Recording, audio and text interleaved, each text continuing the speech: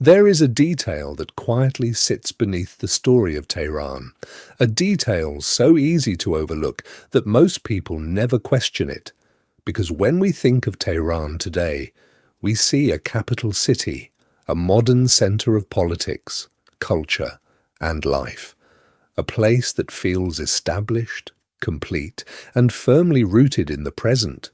But if you move just slightly outside that surface, just far enough to step beyond the obvious, you begin to encounter something else, something older, something that does not fully belong to the city we think we understand, because long before Tehran became what it is today, there was another city here, a city that did not just exist before Tehran, but defined the region itself, a city called Ray.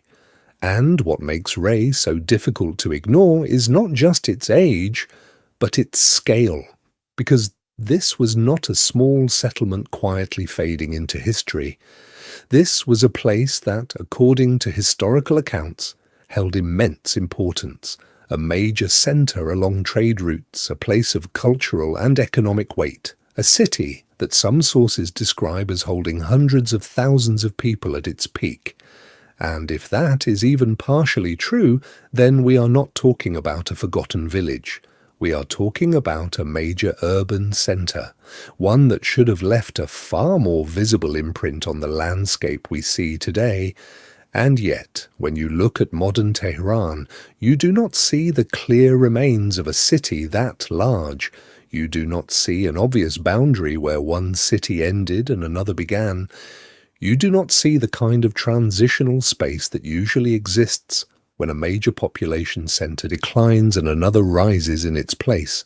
Instead, what you see feels continuous, almost seamless, as if the shift from Ray to Tehran did not happen as a clear replacement, but as a quiet transformation. And that is where the story begins to feel less straightforward, because cities do not simply vanish without leaving strong traces behind, especially cities of that scale.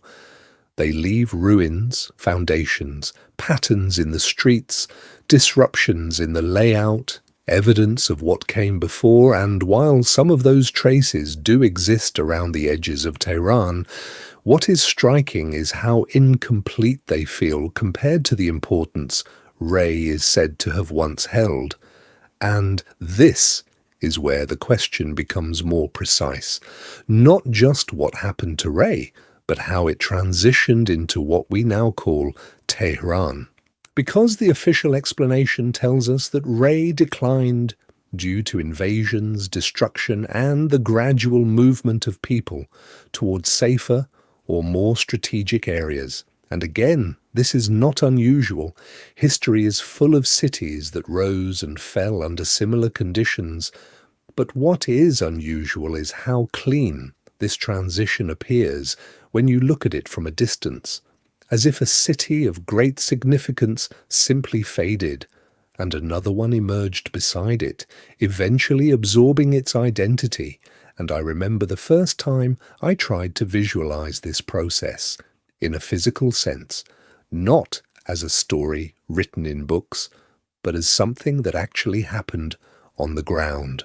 Buildings collapsing, materials being reused, people relocating, infrastructure shifting. And what struck me was how complex that process must have been, how layered it would have been, how many overlapping stages would have existed at the same time. And yet, when we look at the city today, we do not see that complexity clearly expressed. Instead, we see a surface that feels unified, as if those layers have been compressed into something much simpler than they once were. And this is where a different possibility begins to emerge, not as a claim, but as a way of looking at the evidence differently. Because what if Tehran did not simply replace Ray?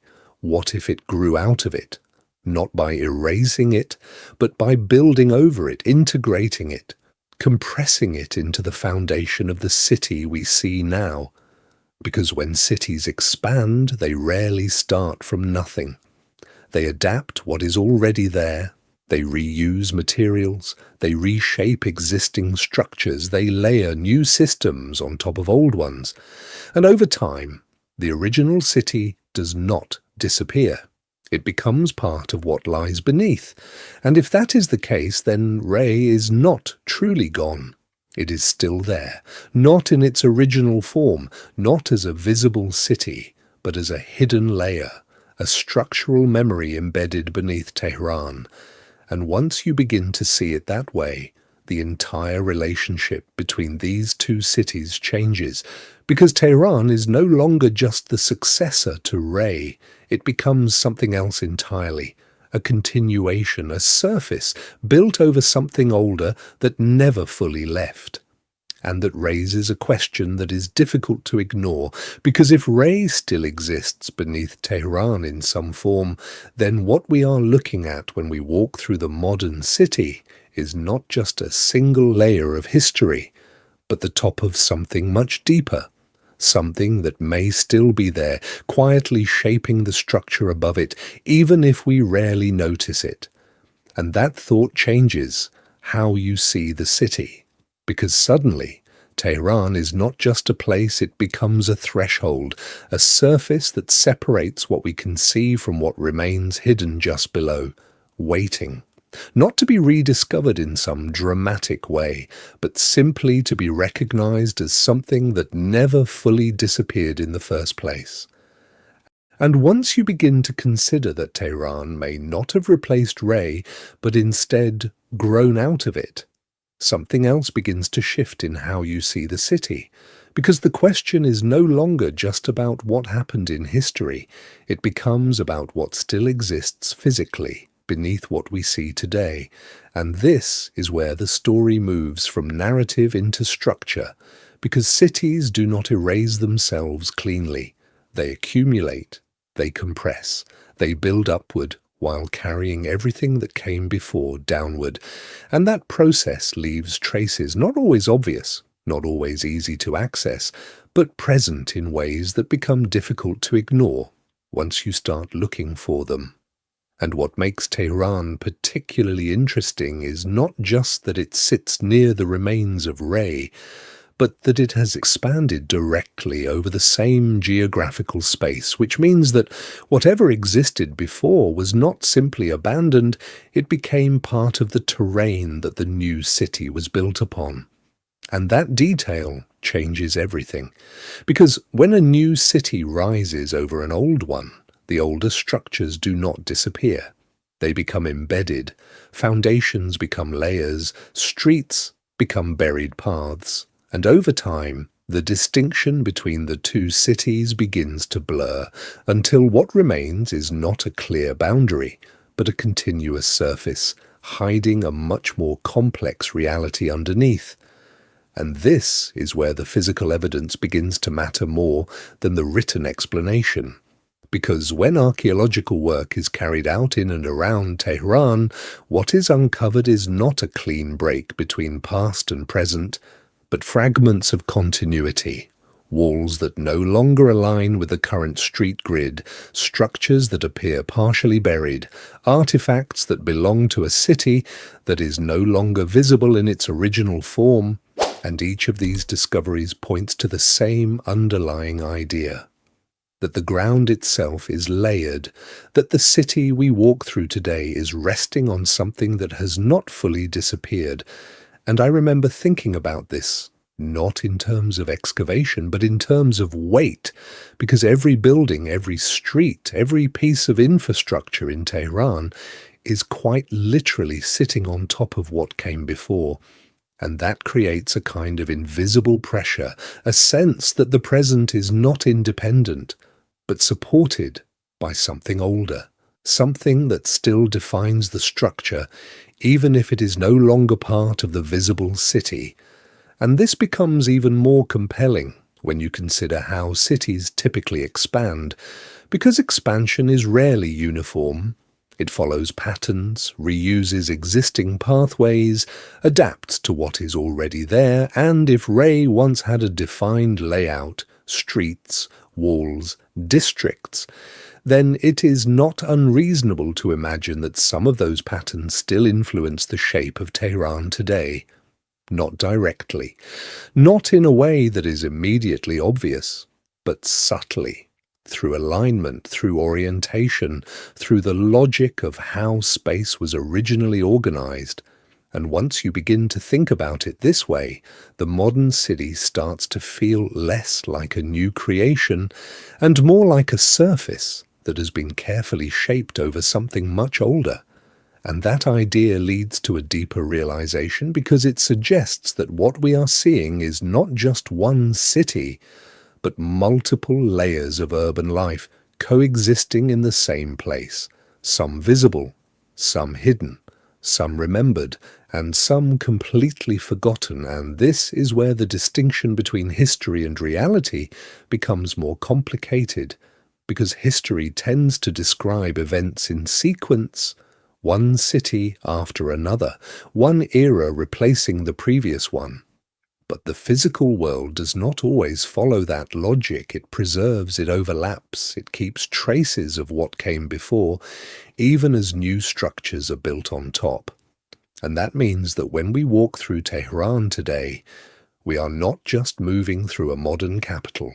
We are moving across a surface that contains multiple versions of the same place, layered one above the other, each one representing a different moment in time. And perhaps the most intriguing part of all is that most of these layers remain out of sight, not because they are hidden intentionally, but because they have simply been covered over by the passage of time. And once you begin to see the city this way, the question changes again, because it is no longer just about what Ray was, it becomes about how much of it still exists beneath Tehran, and how much of the city we think we understand is actually resting on something we have only just begun to recognize. And at first, it feels like this could be something unique to Tehran, a specific case shaped by geography, history, and the long presence of Ray beneath it. But the longer you sit with that idea, the harder it becomes to keep it contained within a single city. Because once you begin to look beyond Tehran, once you start comparing what you see here with what exists elsewhere, something familiar begins to appear again, not in exactly the same form, but in a way that feels strangely consistent. And that is where the story expands, because in city after city, across completely different regions, different cultures, different timelines, we begin to find the same quiet suggestion that what we see on the surface is not the full extent of the city, that beneath it there are layers, structures, and spaces that belong to earlier versions of that same place. And what makes this pattern so compelling is not that it exists, but that it repeats. Because repetition removes coincidence, it turns isolated observations into something more systematic, something that invites us to look at the phenomenon as a whole rather than as a series of disconnected cases. And I remember the moment this shift happened.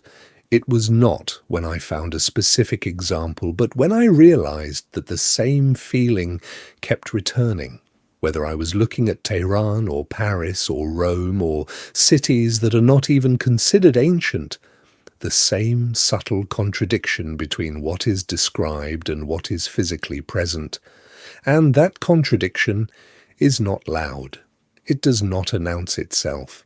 It appears in details, in structures that seem older than their documented construction, in spaces that appear to belong to a different level of the city, in architectural elements that suggest continuity rather than abrupt change.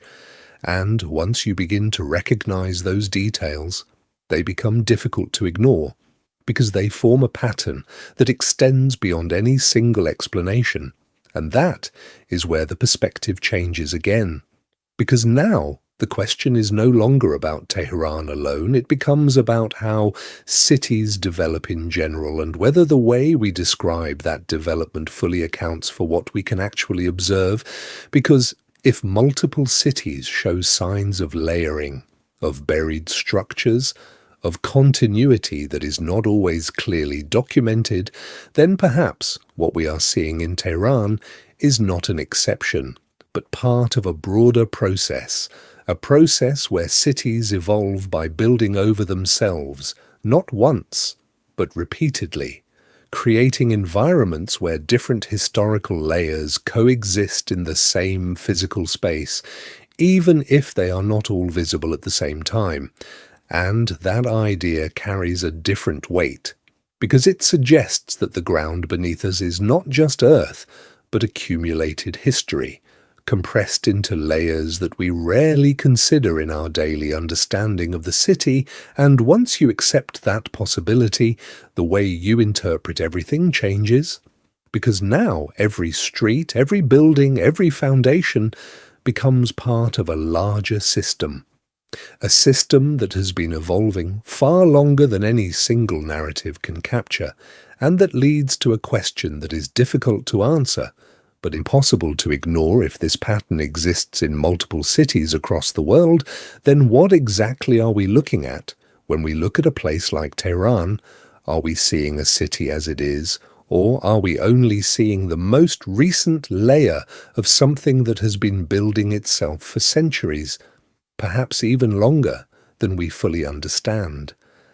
And this is where the story begins to shift in a way that is much harder to ignore, because once you step back from individual details, once you stop focusing on a single building or a single layer, and instead look at the city as a whole, a different kind of question begins to emerge, not about what we see, but about what it would have taken to create what we see.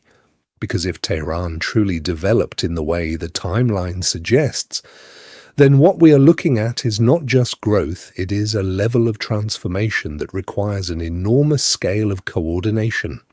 And that is something we rarely stop to fully consider, because cities are not just collections of buildings, they are systems, complex, interconnected systems that depend on infrastructure, materials, labor, planning, and time. And when those systems evolve gradually, they leave behind clear traces of their development, irregular expansions, mismatched districts, layers that are visibly out of alignment. But when a city appears structured, cohesive, and already resolved in its form, the question becomes more difficult, because that level of coherence usually comes from continuity, not from rapid construction. And this is where the scale problem begins to take shape. Because if Tehran absorbed Ray, if it expanded over it, if it reorganized and restructured the entire area into a new capital, then what we are describing is not a simple transition, it is a massive physical process. One that would have required moving materials, reshaping terrain, integrating old structures into new layouts, and doing so in a way that resulted in a city that feels unified rather than fragmented. And when you try to visualize that process in practical terms, it becomes much more complex than the simplified version we are often given. Because every layer implies effort, every buried structure implies displacement, every aligned street implies planning that accounted for what was already there.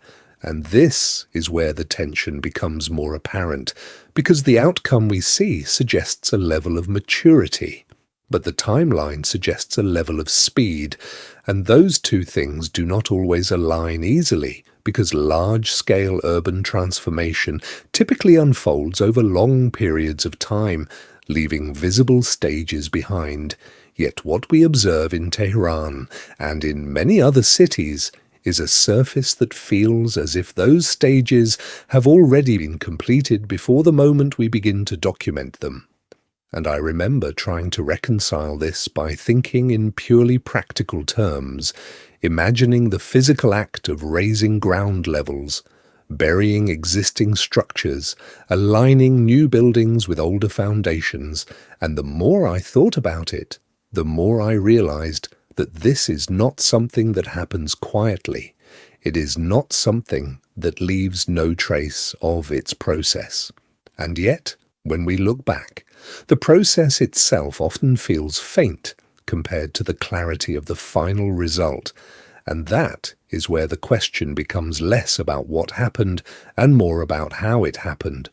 Because if the scale of transformation is as large as the evidence suggests, then the absence of clearly visible transitional stages becomes something worth noticing, not as a contradiction, but as a gap, a space between the narrative and the physical reality that invites closer examination. And this is the moment where the story deepens, because it is no longer about whether Tehran replaced Ray, it is about understanding the magnitude of that transformation in a way that matches what we can actually observe. And once you begin to think about cities at this scale as systems that must physically evolve through measurable processes, the simplicity of the explanation begins to feel incomplete, because what we see is not just the result of change, it is the result of something that required time, structure, and continuity, even if that continuity is no longer fully visible. And that realization leaves you with a lingering question, one that does not demand an immediate answer, but stays with you as you continue to look at the city. If the transformation was this large, this complex, and this structured, then how much of that process is still hidden within the layers we rarely get to see? And after everything we've looked at, after the layers, the structures, and the scale of what would have been required, something else begins to emerge, something quieter, but perhaps more important than any single detail, because at some point, the question stops being about the city itself and begins to shift toward how that city is remembered. Because what we call history is not simply a record of everything that happened, it is a selection, a narrowing, a version of events shaped by what was preserved, what was recorded, and what was considered important enough to keep. And in that process, something is always left behind, not intentionally, not deliberately hidden, but simply lost in the transition from reality to narrative. And this is where I find the story of Tehran becoming something more than just an example of urban development, because it begins to reflect a broader pattern in how we understand cities, how we simplify them, how we compress centuries of transformation into a sequence that feels logical, even when the physical evidence suggests something far more complex. And I remember realizing that the tension we've been exploring is not really a contradiction, it is a difference in perspective, because the city exists in one way, layered, continuous, evolving, while the story we tell about it exists in another, structured, simplified, easier to follow, and both of these can be true at the same time. But they do not always align perfectly, and that is where the feeling comes from. That subtle sense that what we are seeing is only part of the story. And what makes this even more interesting is that the physical traces tend to remain longer than the explanations. Buildings endure, foundations persist, layers accumulate, while the narratives shift, adapt, and sometimes fade, and over time the visible world becomes slightly disconnected from the story that is meant to explain it, not in a dramatic way, but in a way that invites quiet curiosity, because when you stand in a place like Tehran, you are not just standing in a modern city, you are standing on top of multiple versions of that same place, some remembered, some forgotten, and some that exist only as structural echoes beneath the surface. And this is where my perspective changes, because I no longer see these questions as problems to be solved, but as reminders that the story is still incomplete, that what we are looking at is not the final version of history, but one interpretation of it, shaped by what has survived and what has been lost. And perhaps that is why these early photographs feel so compelling. not because they contradict what we are told, but because they quietly reveal how much we may not fully understand and how easily entire layers of a city can disappear from the narrative while remaining present in the physical world. And once you begin to see cities this way, not as fixed points in time, but as layered memories, the question changes again. It is no longer about finding a single explanation. It becomes about learning to recognize the traces of what came before, even when the story itself has grown quiet. And in the end, after all the details, the structures, and the questions, what remains is not a final answer, but a different way of seeing the city itself. Because Tehran is no longer just a place on the surface. It becomes something layered, something that exists in more than one version at the same time. And once you begin to see it that way, it becomes difficult to return to the idea of a city as a single moment in history, because what you are standing on is not simply the present, it is the accumulation of everything that came before, compressed into a surface that feels stable, but is far more complex than it appears, and perhaps that is the most important shift, because the story is no longer about whether Ray disappeared or whether Tehran replaced it. It becomes about continuity, about how cities carry their past forward in ways that are not always visible. And that idea changes the nature of the question entirely, because instead of asking what happened to the city that came before, we begin to ask what still remains of it and where and how it continues to shape what we see today, even if we rarely recognize it.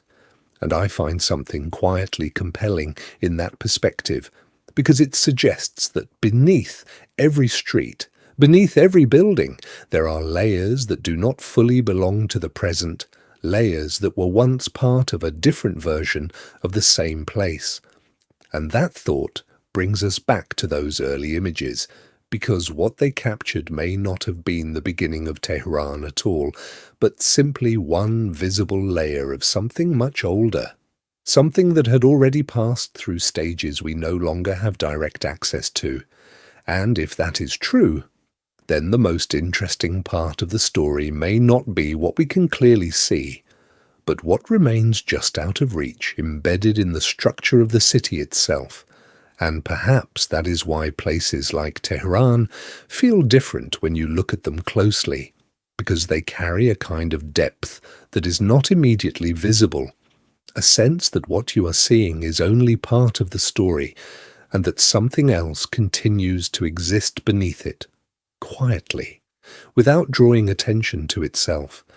And maybe that is the point where curiosity becomes more important than certainty, because not every question needs to be answered in order to change how we see the world. Sometimes it is enough to recognize that there is more here than we once thought.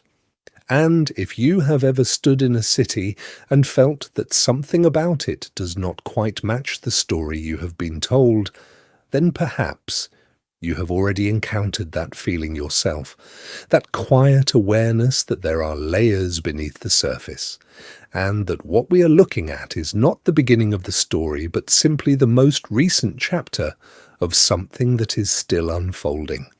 And perhaps the only question that remains is this: how much of that earlier world is still there, just beneath our feet, waiting, not to be uncovered all at once, but to be noticed, piece by those willing to look a little more closely?